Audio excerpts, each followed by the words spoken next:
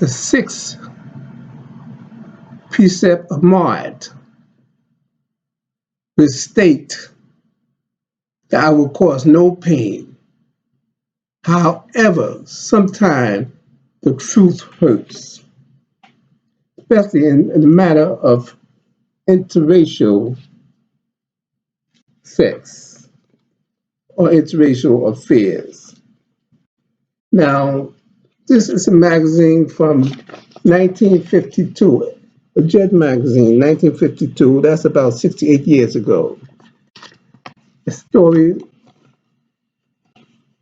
of Adam Clayton Powell and his view on interracial sex. Adam Clayton Powell, he pointed out that intermarriage is quite common in Europe today, noted. In fact, the rare thing in Europe and England is to find a couple that is not an interracial marriage. He said, I saw very few marriages of two Negro people while there. It's true today. It's true 68 years ago, and it's true today. We go to England, all of the black people seem to be paired up with a white couple, especially the black man. They say when asked for the attitude of most Negroes on intermarriage, Powell declared that an increasingly large number of Negro leaders are marrying whites of extremely stable and respectable families. The Negro leaders in the civil rights era, that's what they was fighting for, integration, to have sex with those Caucasian women. He said this 68 years ago.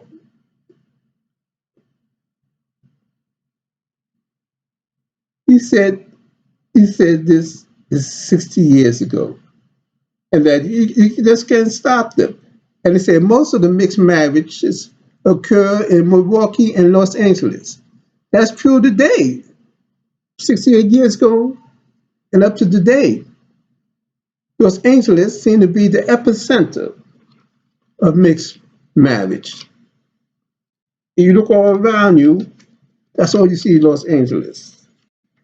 It was true today, it was true 68 years ago. Now, this is another story on page 19 of the same magazine.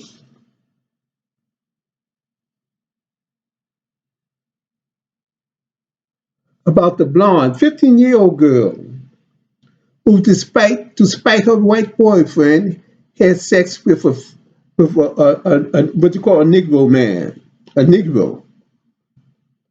The blue-eyed blonde, Judy Fisk, 15, indulged in about 4 sexual acts with Jimmy Salter, a Negro. She admitted to Los Angeles police because her boyfriend ditched her for a colored girl, so she spiked him having sex with a Negro man. This was 68 years ago now. And the police, they say, were still looking for him. This happened in Los Angeles. Now, there's another story on the next page about the sex orgy. Again, this is 1952. They say they were sentenced 5 for interracial North Carolina sex orgy in Lumberton, North Carolina. 5 persons, 2 Negroes and 3 whites, ruled sentences ranging from 1 to 10 years for illicit sex acts. Of course, they put prostitution and contributing to the delinquency of Negro and white minor boys and girls. Indictment grew out of the arrest of 2 Negro boys and 2 minor white girls and an adult Negro in Parkston Township. The most sensational testimony was made by a minor daughter of Albert Lee, one of the white defendants. She told of sex acts with Negro boys, of similar relations by her brother, her older sister, and of acts of her underage sister with a minor Negro girl and with two Negro boys. Wow. And with two Negro boys, her underage sister. Lee was found guilty and sentenced to 2 years on the road. Okay, now this last story, that's to say, where a black man was a little more intelligent, where he is using this other story.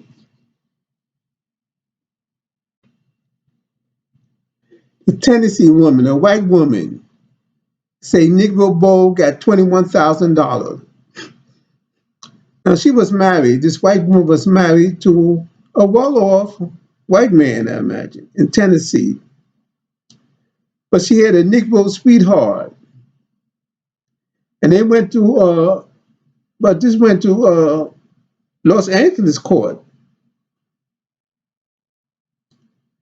where the two argue over property they accumulated while living as man and wife. They were not man and wife, but they were living as man and wife. She was already married. Miss Addie Lou Harris, a 36-year-old wife of a Chattanooga realtor, claims she gave $21,000 to George Lee in 1950 to buy a house, a Buick, and furniture. She was giving her money to this Negro man. Lee denied the woman's story, declared that part of the money was his. He said part of the money was his. What part? About $10. I don't know how much. But he said, now married to his childhood sweetheart. He married his childhood sweetheart. I imagine she was black. But he was using the white woman, 36-year-old, for money. Now, Lee is employed in a defense plant. Now, Miss Harris' husband, who I imagine was white, owned several rental units, a grocery store, and jukebox business in Chattanooga, whatever. Now, this is to tell you strange things was going on 68 years ago. And now this story of Ebony about miscegenation by LeRon Bennett. Miscegenation in America. Okay, it's kind of, and here's the story you have to say. It said, alarmed by widespread miscegenation, colonists from South Carolina to Massachusetts began a systematic campaign which ultimately made the Whitechapel sermon. That's the sermon where the preacher in 1609 preached against marriage between white and black or any type of sexual relationship. They say the sermon, the racial policy of the land, every instrument of persuasion was used to teach white people. She had to teach white people that they should not marry, give to marry in marriage to Negro. Oh boy, they had to teach them. No amount of persuasion, however, could keep whites to themselves. And that's the whites just can't keep to themselves. They just desire black people sexually. The white woman or the white man. Cannot, but they have to learn because we will refuse to have any sex with them anymore. But now they are more honest. They have it in advertisement, commercials, TV shows. They are becoming a little more honest in their desires to intermarry and to mix with black, but we would not have it. So it is.